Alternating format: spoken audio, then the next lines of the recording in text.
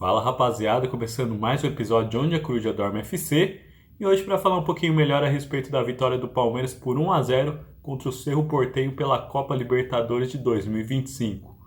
Era um jogo que o Palmeiras poderia sair classificado, né? Uma classificação que viria com 2 rodadas de antecipação, né? O Palmeiras precisava de pelo menos um empate, conseguiu a vitória e por consequência conseguiu a sua classificação antecipada, né?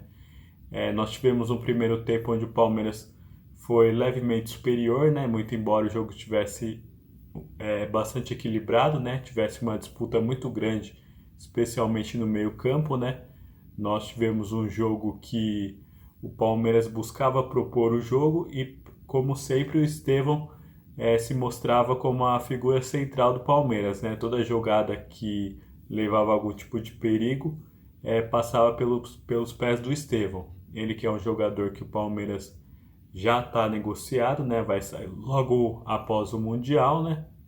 Então o Palmeiras está nessa dependência do Estevão, porém tem que estar tentando buscar alternativas para substituí-lo, né? Porque ele já não vai ficar mais muito tempo no Palmeiras. Enquanto isso, nós tínhamos uma disputa muito forte no meio-campo, né? Tanto que o Lucas Evangelista ele acaba tomando um cartão amarelo, né, após uma falta, o que traz uma preocupação para toda a torcida e até para a comissão técnica, né, porque logo depois ele se envolve em mais um lance também de falta, então ele estava correndo o risco de ser expulso já no primeiro tempo. Porém, eu percebi ele muito nervoso, né, percebia até estava pensando em estar substituindo ele, né, no intervalo, como de fato aconteceu, porém ele foi muito inteligente no lance do gol do Palmeiras, do primeiro gol, porque ele sofre uma falta, né, ao invés de ficar reclamando, ao invés de ficar brigando, ele vai lá e cobra a falta de forma extremamente rápida e pega toda a defesa do Cerro Porteño desprevenida. Ele toca no Estevão e o Estevão já emenda com um belo chute e faz o primeiro gol do Palmeiras. Um gol importantíssimo, um gol que o Palmeiras devolveria o 100% ao Palmeiras, né? A única equipe até o momento na Libertadores que tem 100% de aproveitamento na competição. Então, para um Palmeiras que quer fazer a melhor campanha para poder estar decidindo todos os jogos da fase eliminatória em casa, é um gol de fundamental importância. E o Estevão dispensa comentários, né?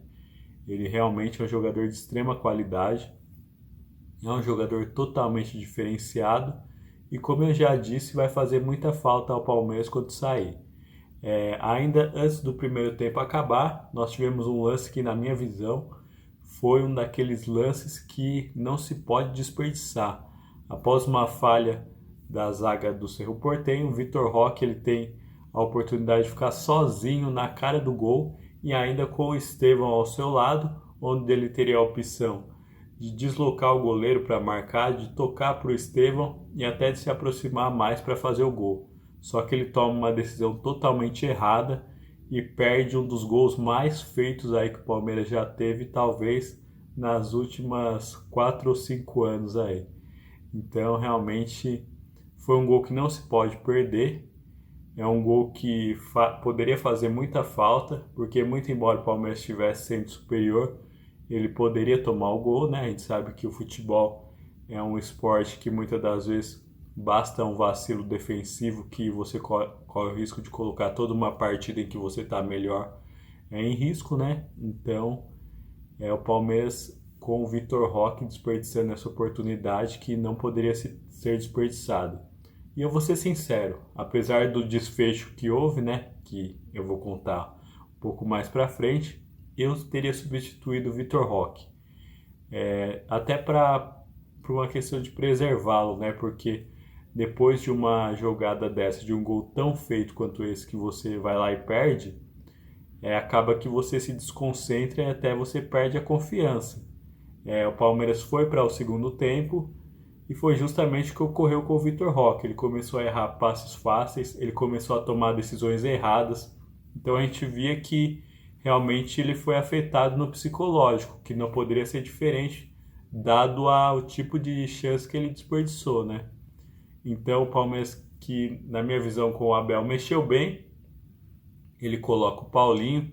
O Paulinho tem uma chance de marcar o seu primeiro gol com o Palmeiras, ele acaba colocando uma bola na trave, né? Após a defesa do goleiro, a bola acaba batendo na trave. Porém, ainda assim, o Abel insiste com o Vitor Roque. Foi uma aposta muito arriscada do Abel, porém, o Abel, como sempre, muitas das vezes a gente até acha que ele faz as coisas por uma certa teimosia, porém o tempo sempre acaba dando razão para ele. Então, muitas das vezes a gente pode não entender o que ele faz, mas a gente sempre acaba esperando para ver, porque ele enxerga coisas que muitas das vezes a gente que está de fora acaba não enxergando. E aquilo que a gente vinha falando aconteceu, né? O Palmeiras, que teve a oportunidade de fazer o segundo gol de forma mais rápida para poder realmente acabar com o jogo e já sacramentar a sua classificação, acabou demorando mais do que o previsto e correu risco, como era previsível, né? No jogo de Libertadores, onde nós temos os clubes de maior nível da América do Sul, é óbvio que se você tiver uma superioridade no jogo, você tem que fazer valer, né? Você tem que marcar os gols quando necessário, porque senão corre o risco de você tomar um sufoco desnecessário, um sufoco que você não precisa passar. E foi exatamente o que aconteceu com o Palmeiras na parte final do segundo tempo, porque o Palmeiras não conseguiu fazer o seu gol, não conseguiu marcar o seu segundo gol, e o Cerro Porteño começou a levar perigo.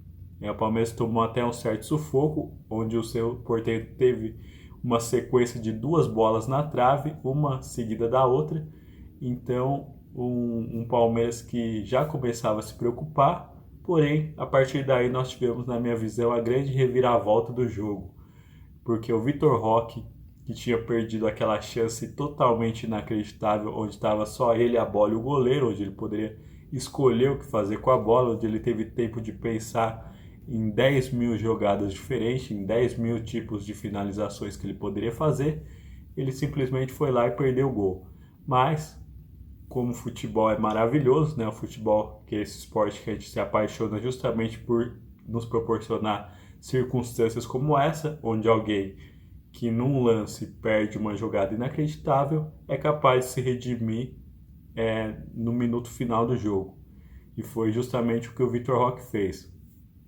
Ele recebe uma bola, ele vai em direção à área, ele até consegue deslocar o goleiro, né? E marca o segundo gol do Palmeiras. Um gol que realmente é um gol de redenção do Vitor Roque.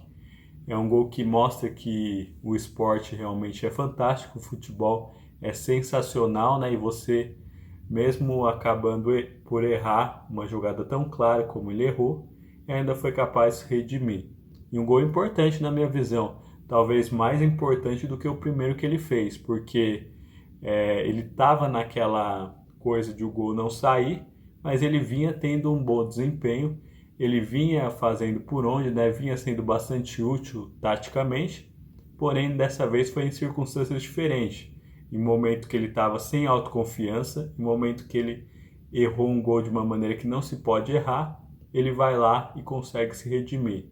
Então, realmente 2-0, o Palmeiras realmente finaliza com o jogo e se classifica. O Palmeiras já está classificado com 2 rodadas de antecedência, o que é um feito enorme, é o que dá uma grande tranquilidade para a equipe trabalhar, dá uma tranquilidade para a continuidade do trabalho do Abel.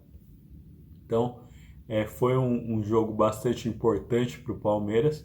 Foi um gol onde o Palmeiras mostrou que realmente tem totais condições de fazer a melhor campanha.